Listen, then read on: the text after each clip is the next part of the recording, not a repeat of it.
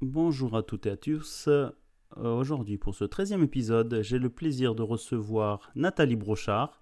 Nathalie, bien connue par la communauté hambourgeoise. Nathalie, comment vas-tu? Si je peux être honnête, bof, Covid Oh, oblige, hein. écoute, je suis ravi Quelques de, avantages. de t'avoir à cet épisode pour cette série intitulée Entrepreneurs francophones et francophiles d'Allemagne, et bientôt d'ailleurs. On va s'attacher à découvrir les différentes facettes et parcours de créateurs d'entreprises ou de projets personnels par un échange convivial. Nathalie, commençons par le début. Tu es à Hambourg depuis pas mal d'années, je pense. Oui, effectivement. Je crois que je peux dire que je connais Hambourg comme ma poche. Et je suis venue la première fois à Hambourg avec le lycée, mon lycée de banlieue parisienne. On a fait un échange avec un lycée de Neuwumstorf, donc aussi la banlieue de Hambourg. Ah, Et, et après, je suis revenue toujours une fois par an, 3 semaines, 4 semaines, pour parfaire mon allemand, parce que j'avais allemand langue LV1, comme on dit maintenant. hmm. Langue vivante, Ah. première langue vivante. Donc ça veut dire que Voilà. c'est presque, allez, soyons un peu plus nostalgiques, un amour d'adolescence avec la ville de Hambourg. Si tu venais chaque année, euh, c'est bien ça. Ça fait quand même pas mal d'années entre Paris et Hambourg, quoi. C'est ça. Voilà, c'est ça. Bah écoute, oui, je peux dire qu'en fait, Hambourg, c'est ma ville de cœur d'adoption. C'est beau, c'est beau. Je me sens chez moi. Voilà, je me sens chez moi. Je me suis jamais sentie étrangère, en fait. Ça, c'est super à entendre. Je pense Ouais. que c'est un peu c'est un peu ce qu'on ressent tous sur Hambourg, le côté être chez soi. C'est là où on se sent bien. Donc, pour revenir un peu à notre communauté de francophones de Hambourg, puisque c'est un peu la thématique que nous avons aujourd'hui avec toi, ton profil, enfin moi je connais Nathalie, hein, Nat pour les intimes, tout le monde t'appelle Nat ou Nathalie. Euh, et sans Ouh rire, là hein. là. Tu as de très nombreuses casquettes en fait. Moi, je t'ai connu par les soirées, Les soirées after work, professeur, hein. voilà, les affaires after Mhm. work. Par quoi on commence? Par ton profil plus professionnel en tant que professeur de langue étrangère, français langue étrangère? Voilà, c'est ça. Français langue étrangère, oui. Que j'ai commencé en arrivant à Hambourg, en fait. J'ai été formée par une école de langue et ensuite, je me suis lancée en tant qu'indépendante. J'avais un travail à mi-temps à l'Institut de l'UNESCO à Hambourg Mhm. et un autre mi-temps en tant que prof de français. Et D'accord. puis, j'ai démissionné de l'UNESCO parce que je crois que le travail dans un bureau, c'est pas trop pour moi. Me dis pas ça, hein. Ok. Ouais. Et Et du donc, coup, de fil en aiguille, j'ai créé ma propre société de cours en entreprise et de traduction avec deux collègues anglophones. ok, Et la société s'appelle Eurobiz Communication Institute. ok, Voilà. Et puis, on avait un bureau il y a quelques années à côté de la Deichstrasse. C'est comme ça que j'ai vécu les premières heures de la crêperie Le Tibraise. C'était notre cantine à ah, ok. l'époque. On allait le midi. Et voilà, donc au niveau travail, au niveau cours, euh, je travaille avec des adultes essentiellement. Mhm. Donc c'est des cours en entreprise, parfois avec des ados, parce que je travaille aussi pour l'Institut français. Des cours d'enfants maintenant depuis 1 an, je crois, mais moi je fais pas les enfants à l'Institut français. D'accord. Je fais essentiellement les adultes et les adolescents, tu vois, pendant les vacances d'été, Mhm. avant la reprise des cours, il y a des cours intensifs qui sont organisés Donc des mises à niveau, sur une j'imagine, semaine. c'est ça? J'imagine des Voilà, mises mise à à niveau niveau.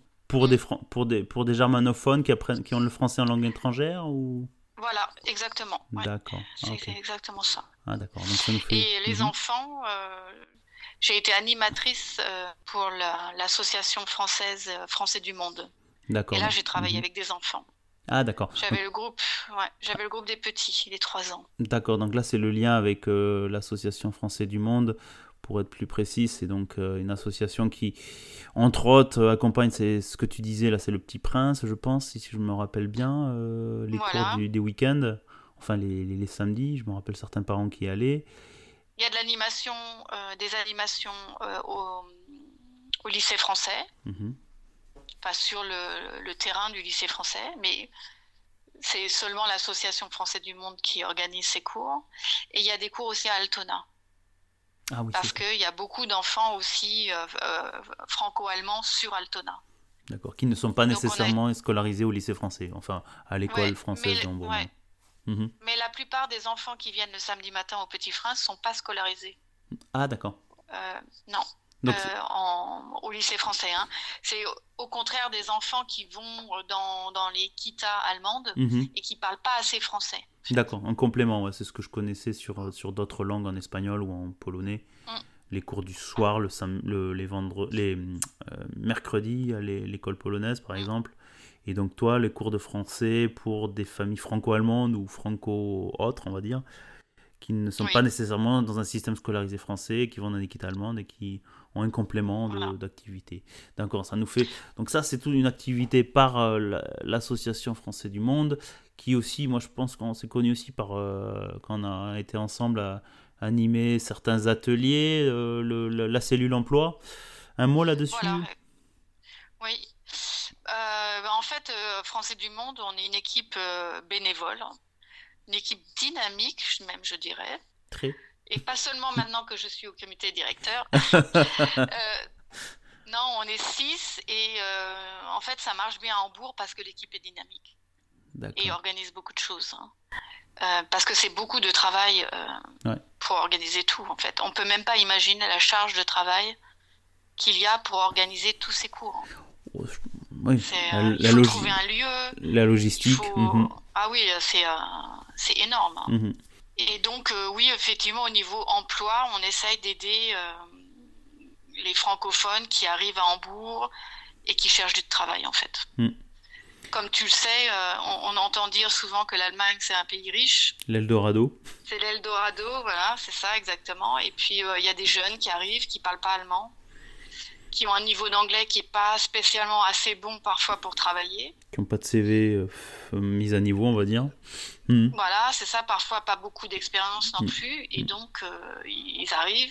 Comme on a un groupe aussi sur Facebook, ils arrivent à nous et puis ils demandent de l'aide. Donc, on essaye comme on peut d'aider. On a regroupé, par exemple, des liens importants pour commencer des recherches par soi-même. Et sur Facebook, on poste les offres d'emploi aussi. Ouais, je vois ça régulièrement et je trouve ça très bien. C'est un sacré engagement. C'est pour ça qu'en fait, si on veut vraiment s'intégrer dans une ville ou dans un pays, c'est important de parler la langue. Donc c'est un des conseils que je donne toujours aux gens que je rencontre par les soirées ou par ce biais de cellules emploi. C'est apprenez l'allemand avant de venir si c'est possible. Ou sinon, inscrivez-vous à des cours d'allemand en arrivant à Hambourg. Exactement, donc ça fait venir, tu me fais penser au réseautage, on parle de socialiser, les gens qui arrivent, de sortir après avoir un certain niveau d'allemand, ou même en parallèle, puisque on sait bien qu'en Allemagne on peut parler, enfin à Hambourg, un port d'entrée de l'Allemagne, où l'anglais est assez courant. Je me rappelle, on s'était rencontrés à des soirées after work, et après entre-temps j'ai appris que en fait, tu es à l'origine de certaines de ces soirées sur la Fun City. Bon, là, c'est ça, chez le bar Tony. Tony, oui. Donc, un petit mot là-dessus. Bon, bien sûr, maintenant, on attend peut-être l'été, quand on sera tous vaccinés, pour peut-être retourner en terrasse. Qu'est-ce que tu en penses, un mot là-dessus? J'espère pouvoir y aller sans être vacciné, je vais te dire. On va pas parler des vaccins, mais... Non, chacun son opinion. Moi, là-dessus, je ne dirai rien. Si le vaccin est un sésame pour pouvoir voyager, j'en sais rien. Pourquoi pas? Mais bon, le débat n'est pas sur la partie pro ou contre vaccin. Plutôt, revenons sur notre sujet, les afterwork, un peu comment ça fonctionnait, comment ça reprendrait, on l'espère tous. Bon, avec le beau temps. Pour l'instant, déjà, le club, enfin le bar où on fait l'afterwork, déjà, il faut qu'il ait le droit de rouvrir. Ok. Ce qui est pas évident, parce que pour l'instant, ils n'en parlent pas du tout. Ok. Donc... par rapport au... Okay. Pour l'instant, on est vraiment dans le vague. Rien que les restaurants. Je sais que tu as eu Hervé comme invité. L'épisode 10 pour nos auditeurs. Hervé Kérourédan du Tibrez. Mm. Pour l'instant, on ne sait pas. Hein. Ah ouais. Il n'y a pas de date. Ah ouais, puis j'ai vu beaucoup d'autres, parce que je fais le lien avec beaucoup de restaurants français, certains qui se sont lancés dernièrement, qui ont transformé un peu leur concept en faisant épicerie, puisque, bon, mais bien sûr, ils ont le local, il faut faire des rentrées, donc obligé de changer la survie, hein, de changer le fusil d'épaule pour cela. Mais venons pour des choses un peu plus gaies, donc on a dit, on accompagne, donc tu accompagnes les germanophones qui veulent apprendre le français, donc pour les sociétés. Tu animes pas mal d'organisations soirées. Ça nous fait venir un peu aussi à ce qu'on a déjà abordé sur un épisode précédent, l'association, le festival arabesque. J'espère qu'on va bientôt inviter à voir Barbara pour en parler. Un petit mot là-dessus, tu fais le lien là-dessus, puisque je sais que tu es là aussi assez engagé. Je suis aussi dans le comité directeur depuis, je crois, 8 ans à peu près. Donc, le festival, c'est un festival culturel franco-allemand, donc qui s'appelle Arabesque. Et à la base, c'est une initiative de Nicolas Thiebaud, qui est français et musicien professionnel, et de Barbara Barberon-Zimmermann, qui est allemande et directrice du festival entre-temps. Je ne sais pas comment ça a pu arriver, mais j'ai raté la première édition du festival. Ok. Moi qui suis au courant de tout. Ok, Non, en fait, ouais, exactement. Et c'était essentiellement musique classique.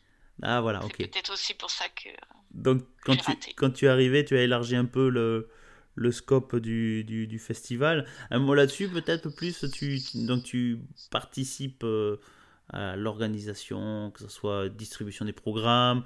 Je sais que tu es aussi un peu photographe là-dessus, donc tu couvres ces événements par la photographie, c'est ça? Voilà, c'est ça. Oui, exactement. Donc, j'essaie d'être présente à tous les événements. Tous les concerts qui sont organisés, Arabesque dure en général 5 à 6 semaines. Jusqu'à maintenant, c'était toujours du 22 janvier à fin février. Cette année, c'est les 10 ans du festival. C'est le jubilé cette année. On avait prévu de pas faire le 22 janvier comme d'habitude, mais de commencer en avril. Alors le 22 janvier, pour nos amis francophones et allemands, l'anniversaire du traité franco-allemand. Voilà, c'est ça, le traité de l'Élysée. Donc, qui symbolise l'amitié franco-allemande. Exactement. Donc, voilà. Du coup, pour le jubilé donc, on voulait commencer en avril, et puis finalement, en avril, on a été obligé de tout annuler. Les événements de mai sont aussi tous annulés. Et on espère pouvoir avoir quelques événements en septembre-octobre.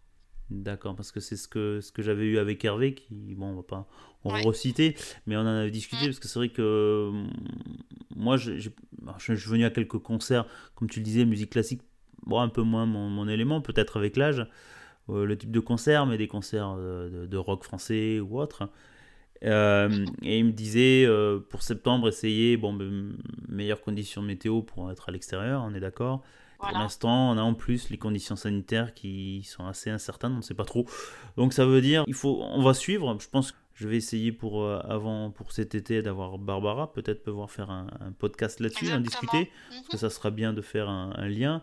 Donc ça veut dire, moi j'aime bien un peu résumer un petit peu, puisque c'est vrai que pour toi, on est parti de prof de langue, photographe, animatrice, ou je sais pas comment dire, organisatrice d'événements, de réseautage en soirée, ce qui est pas mal. Et là actuellement, comme on parlait de la situation, qu'est-ce que ça a modifié ta manière de travailler, ou comment tu dis que tu étais indépendant d'entrepreneur avec tes deux associés, ou comment ça fonctionne? D'abord la question Covid, est-ce que ça change quelque chose? Écoute, pour les cours, pas vraiment. La plupart des clients ont accepté de passer à des cours en ligne. Bon, ça change un peu le format du cours, en fait, de s'habituer à être derrière un écran. Les cours en individuel, ça change pas grand-chose. Les cours en groupe, c'est un peu plus anonyme, je dirais. La technique ne marche pas toujours comme on voudrait.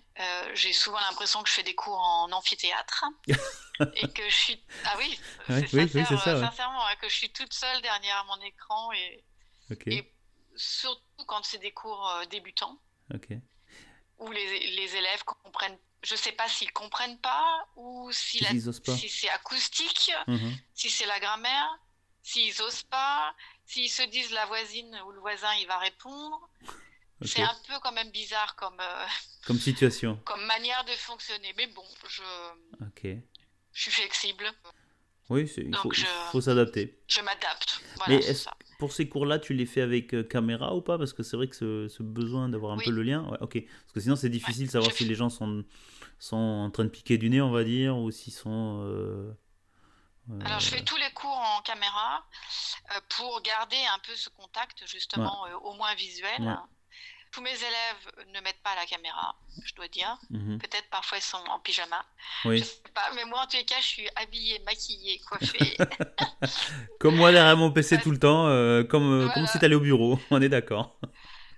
Non, mais je trouve, pour moi, personnellement, c'est important de garder un rythme. Oui. Et si je reste en pyjama, Non, dans ma tête, je suis pas là. Je c'est suis pas dans le mood non mais travail, etc. c'est Et ça, bien j'ai de pas c'est bien. envie. Je pense que c'est bien d'aborder ce sujet-là. Tu vois, j'aurais pas pensé qu'on l'aurait Mm, abordé ensemble.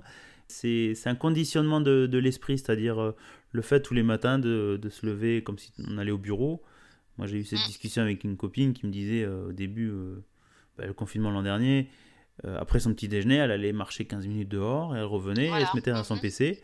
Et je rigolais mm, un peu au début, puisque j'étais en course arbaille, donc en chômage technique. Quand je suis mm. revenu, et puis j'ai commencé à faire la même chose en me disant, même si tous les matins je me levais tôt, hop, le petit déj, la chemise, bon, maintenant un peu moins, plutôt un polo, et derrière ton PC, toujours comme si tu allais travailler au bureau pour garder, faire cette séparation, être en condition, c'est-à-dire que ça travaille, comment tu es habillé, en fait, ça reflète comment tu vas travailler.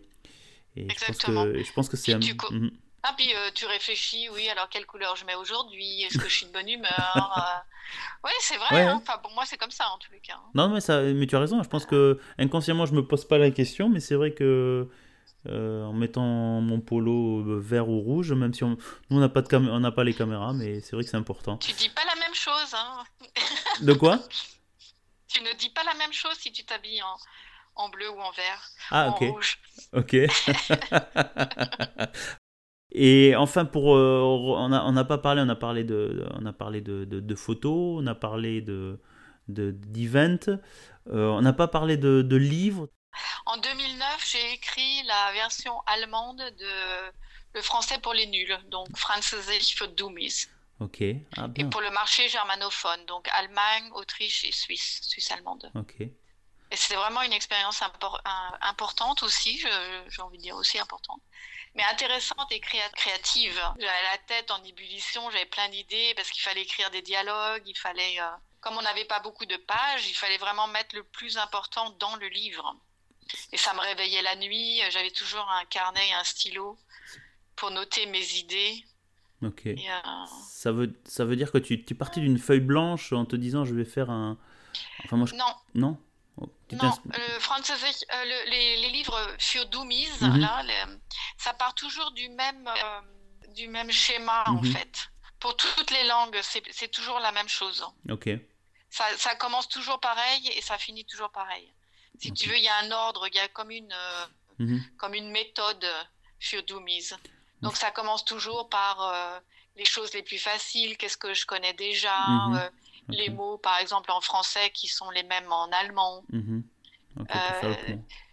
voilà, c'est une méthode pour apprendre une langue la manière la plus simple possible en fait. D'accord, parce que moi je connaissais plus le. Comment il s'appelait les petits livres où tu écoutais les MP3 et tu avais des Mm. dialogues. Comment ça s'appelle? Ah, j'ai oublié le nom. Oui, je vois ce que tu veux dire. En France, hein, la méthode Assimil. Assimil, ouais, j'avais ça moi. Ouais. J'avais ça Mm. enfin, bon, l'allemand j'avais eu la langue donc ça allait. Donc Ouais. un livre aussi. Donc tu vois, moi ça j'ai découvert ça en discutant avec toi juste avant d'enregistrer. Voilà. Et le Bien. principe important de ça, c'est que entre parenthèses, enfin, j'ai écrit par exemple une phrase en français, on l'a Mhm, traduite en allemand aussi, mhm. mais entre parenthèses, on a toujours écrit la phonétique du Oui, français. Et une phonétique pas internationale, la phonétique une allemande. phonétique que tout le monde, Ah, ouais, ok. que tout le monde peut lire sans apprendre la phonétique. Ah, ça c'est bien, ouais. Donc vulgarisation, c'est vrai que la phonétique. Voilà. Et donc ça, c'était intéressant parce que je l'utilisais déjà dans mes cours. Ah, très bien. J'avais déjà eu l'idée de faire comme ça quand tu dis quand je sais pas moi, un mot trop difficile, connaissance par exemple, Mhm. ou Ouais, professionnellement. Je l'écrivais toujours comme ça, entre parenthèses, avec ma phonétique, pour que les élèves se rappellent comment le prononcer à la maison et l'apprendre ouais. de manière correcte en fait. La langue, la photo, la radio aussi, hein, on en a parlé avec Pierre à l'épisode Voilà, 7 allez euh, Pierre, ouais, sur Tideux. sur Tider, Et oui. puis, ouais, et puis pendant 3 ans, j'ai aussi une émission complètement allemande, enfin Ok, en allemand, en pardon, allemand. avec une autre Nathalie qui s'appelait Nathalie Hortzweil. Et là, on avait L'émission, hein. toujours un invité dans le studio qui venait avec une playlist. Mhm. Ensemble, on faisait un voyage musical avec les chansons qu'il avait sélectionnées. On parlait de sa vie, de son actualité, si on invitait un artiste Mhm. ou une artiste, ou quelqu'un qui avait un métier intéressant, quelqu'un qui faisait quelque chose de spécial à Hambourg. Par exemple, on avait invité pour le dernier épisode, dernière émission, on avait invité quelqu'un qui allait au métro, le U2, je crois que c'était Emilienstraße, Mhm. et il y avait comme un bureau où les gens pouvaient venir et raconter leurs problèmes. Ok. Et il faisait quoi, Ouais. le bureau? Si tu racontes tes problèmes, il t'apportait des solutions? Oui, c'était ça. En fait, c'était Ah, essayer d'avoir le contact avec les personnes, les aider. ok. Et il y avait un roulement, il y avait plusieurs personnes qui étaient dans ce bureau, entre guillemets, hein, ça devait être comme un magasin, je Mhm. crois. On avait trouvé ça intéressant, en fait, c'était comme avoir une oreille. Ouais. Il y avait toute une équipe, là, ils avaient dit, en fait, les gens prennent le métro, se regardent pas, se parlent pas. Il y a Mhm. des gens qui vivent seuls, ils savent pas à qui parler. Et c'était intéressant comme initiative. Ok. Voilà, donc on essayait à chaque fois de trouver Truc original. Tu des vois, gens. je connaissais pas. Voilà. Et par exemple, notre premier invité, c'était Alphonse. Oui, bien sûr. Tu peux en dire un mot Voilà. pour, bon, pour ceux qui connaissent bon, en Allemagne, je pense que beaucoup connaissent Alphonse. En France, un petit peu. Alphonse, qui c'est en fait? Alphonse, c'est un comédien. Et en fait, il s'appelle Emmanuel. Oui. Il a grandi à Paris. Et il est venu en Allemagne il y a longtemps pour le travail. Et maintenant, il fait des one-man shows. Il a fait de la télé, ou il fait encore de la Il télé, fait de la encore un peu. Ouais. radio. Il était connu pour avoir une émission sur NDR, non? NDR, je NDR, crois, ouais. où il avait un micro et il allait sur la place du marché à Nindorf Oui, poser je me le rappelle, pluche ouais. micro là, Oui, oui. avec son jogging, avec Son sweatshirt son jogging orange. orange, ouais, ouais. Son survêtement, voilà, à Sur l'époque ouais. on disait pas un jogging, Oui. survêtement orange. C'est comme ça aussi qu'il s'est fait connaître et en fait il parle très bien allemand. Mais il exagère sur Il l'accent français, hein, on est d'accord. complètement, il parle complètement comme un Français qui apprendrait l'allemand, qui en serait à sa 10e leçon. Voilà. Quoique, Et oui. c'est ça qui est amusant et qui fait rire les Allemands aussi. Oui. Cet accent français tellement charmant. Oui, ils adorent ça. Eh Ouais. bien, écoute, c'est formidable. Je pense qu'on arrive un peu à la fin de notre découverte de Nathalie et ses différentes casquettes. Hein. Pour moi, c'est un plaisir Mm. de discuter avec toi. Je pense qu'on pourrait encore en discuter longtemps, mais j'en perdrai beaucoup d'auditeurs. Merci Nathalie pour ta participation. On fera pas de off, bien sûr. Hein, on essaie de garder le format. Comment on peut te contacter, Nathalie, sur les différentes activités que tu proposes? Alors, le plus facile, c'est probablement ma page internet French Connection Hambourg. Parce que là, j'ai répertorié toutes les activités professionnelles, hein, donc les cours de langue en entreprise, les traductions, mon activité de photographe, Mhm, et aussi j'annonce tous les événements normalement after work, etc. Il y a aussi le festival arabesque, mhm. il y a l'association Français du Monde, enfin il y a tout dedans. Ok. Et donc il y a aussi beaucoup de liens pratiques pour la vie à Hambourg. Ok, donc je répète un peu le lien pour nos auditeurs, qui sera bien sûr Oui, sur le blog. Donc c'est French-connexion avec un T.jimdo.com, c'est ça? Exactement. Et donc aussi après on peut te retrouver aussi, je pense que sur les différents groupes Facebook des différents francophones, que ça soit Voilà, emploi, que ça soit les différents groupes francophones de Hambourg. On peut te exactement. retrouver et après, soit si on ne connaît pas directement Nathalie par les work, comment on appelle ça, les after work parties sur le Hafen City, et bien il y a toujours une personne entre vous pour faire le lien vers Nathalie. Merci beaucoup Nathalie ton temps pour cet Merci enregistrement. aussi, Joël. Longue route à ton podcast. Merci. On fera une Non, version mais c'est une bientôt. bonne idée, hein. C'est Merci. une bonne idée, je trouve. Oui, on commence doucement. Après, il y a beaucoup d'idées. Je pense que, en fait, tu vas être la troisième personne du podcast sur la série. En fait, j'ai appelé ça la communauté francophone de Hambourg. On fait un peu le lien. On a eu, pour résumer, on a eu Pierre avec la radio sur T2, hein, que Mhm. tu en as parlé, l'épisode 7. On a Hervé, notre breton de service, je crois que c'est l'épisode 10. Et il y en aura encore d'autres qui vont venir, donc je laisserai le plaisir aux auditeurs de farfouiller ou de visiter les différents épisodes. Mais je te souhaite, écoute, j'espère que si le soleil nous revient, bon, ce week-end c'est un peu mort. Oui. Bientôt, on pourra se revoir en réel, comme on dit. À bientôt. Ouais, ben, moi j'espère aussi. À bientôt. Ciao.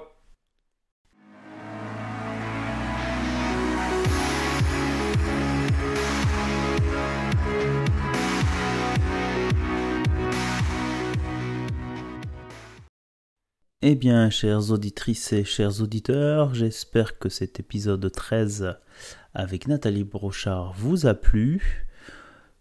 La semaine prochaine, pour l'épisode 14, je recevrai Martha Bledniak, une avocate à Munich, qui travaille entre Munich, Toulouse et Cracovie. À bientôt, et n'oubliez pas de vous abonner ou de nous écrire, nous contacter si vous souhaitez participer.